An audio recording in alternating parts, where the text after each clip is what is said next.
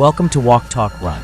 If Hollow Knight Silksong is your first Metroidvania, or you just want a smoother start, this masterclass turns those first confusing hours into confident, stylish progress.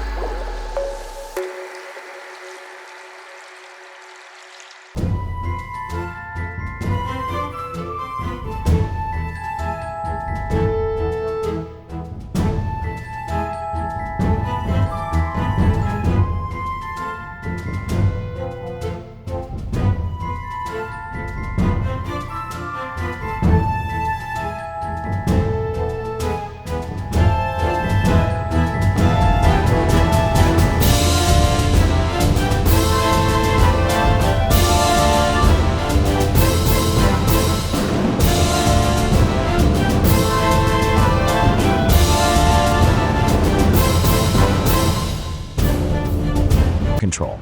On narrow ledges, Pogo to climb while pinning enemies below your hitbox. Silk Economy Synergy. Aggressive Pogo strings refill silk quickly, feeding your heal or tools a few seconds later. Mastering Pogo early makes every platform, mini-boss, and corridor safer and faster.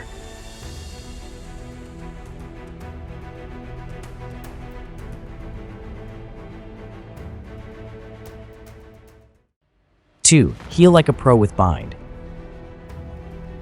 Hornet's Heal, Bind, is powerful but interruptible, so think of healing windows like punish windows in a fighting game.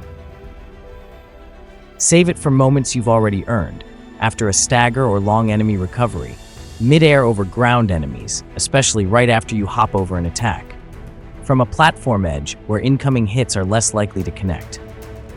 If you get tagged during Bind, you lose silk in the heal, so create space, Pogo away, dash through, or tool stun an enemy first, then bind. Bind discipline, healing less often, but at the right time. Wins boss fights more than raw damage ever will.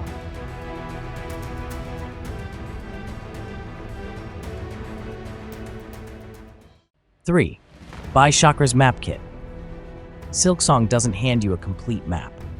Early on, you'll meet Shakra, Pharloom's cartographer. Buy the area map, the quill, the compass, and pins as soon as you can. Until you do, you'll be disoriented and will revisit dead ends constantly. Spending a few hundred rosaries early feels pricey, but it saves hours and keeps you focused on progression rather than retracing. If you miss Shakra in a zone, you can catch her later, even summon her in Bone Bottom by striking a ringed post. So there's a safety valve if you pushed past her singing. Finding Shakra early. Guides point you to the Marrow and other early regions. Listen for humming, check side rooms above or to the far right-left of entry areas, and follow sign-like environmental hints. If you're unsure, do a short rosary loop. We'll cover farming soon. Then return with cash for the compass first, so you can actually...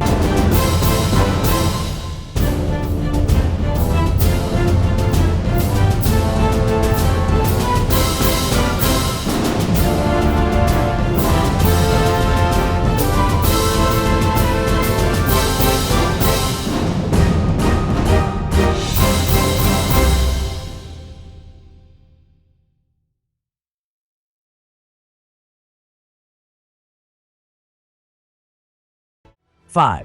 Rosary Economy. Make strings, use cocoons, and farm smart. Rosaries replace Geo as the main currency. You'll use them for maps, benches, and gear unlocks, so losing them stings. Here's the money playbook. Rosary strings. Convert loose rosaries into strings at certain vendors. Strings survive death, letting you bank savings for big purchases. Break them later when you're at a shop. The cocoon after death. When you die, you leave a silk cocoon. Return, break it to restore silk and reclaim dropped rosaries. If you die again before recovering, those drops are gone. Another reason to string your savings.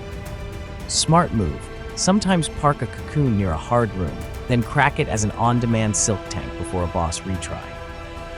Early cache help. Consider the magnetite brooch from early vendors so drops don't roll off ledges while you're scrambling. Farming routes. Early mid-game guides show repeatable loops that net hundreds per pass. Your goal is to do short, safe laps near a bench so death never wipes your haul. Late game. Places like coral chambers near a grand bellway are efficient for 1,500 rosaries in 10-15 minutes. Don't overfarm. Just hit the threshold for your next purchase and move on.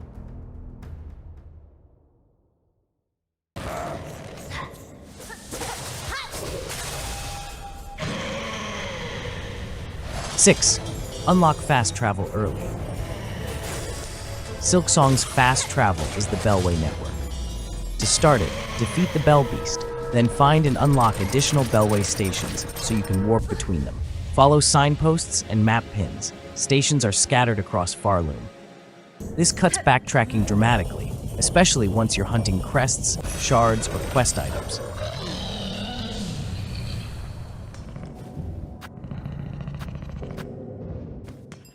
Seven, boost survivability with mask shards. 4 mask shards equals +1 mask of max health.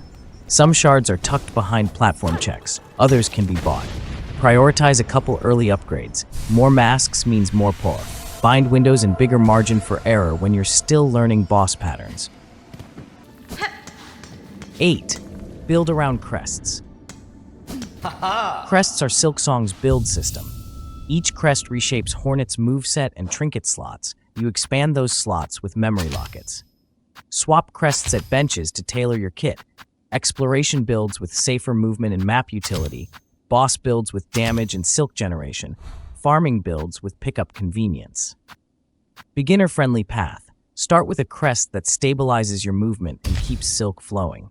Slot trinkets that reinforce your crest's identity. Don't chase one-off perks that fight your playstyle. Unlock more slots via memory lockets. Note slot colors when planning loadouts. This is where long-term power comes from, so experiment often. 9. Tools and Shell Shards equal consistent utility. Your thrown tools and utility items run on Shell Shards. Shards come from enemies and deposits. They're used to replenish and repair tools, often auto-restored at benches, and they're not lost on death. That makes tools your safest resource spend while scouting unknown rooms. Keep a small buffer of shards, and don't hoard them so much you ignore life-saving utility. If a tool trivializes a mini-boss pattern or opens a quick farm route, use it. 10. Upgrade your needle.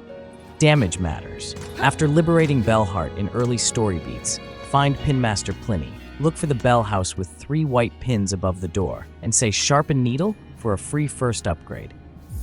Later upgrades use pale oil. Track it down and bring it back to Pliny for further boosts. If a boss walls you, this upgrade can be the difference between barely scraping by and cleanly phasing them. That's your silky starter kit and then some. Master Pogo and bind discipline. Invest early in Shakra's mapping tools. Use strings and cocoons to control the risk of death. Unlock Bellways quickly and grab those core upgrades. Mask shards, crests, tools, and a sharpened needle as you go. If this helped, drop a like and comment which deep dive you want next. Crest builds, fast Bellway routes, or boss-by-boss breakdowns. See you in Pharloom.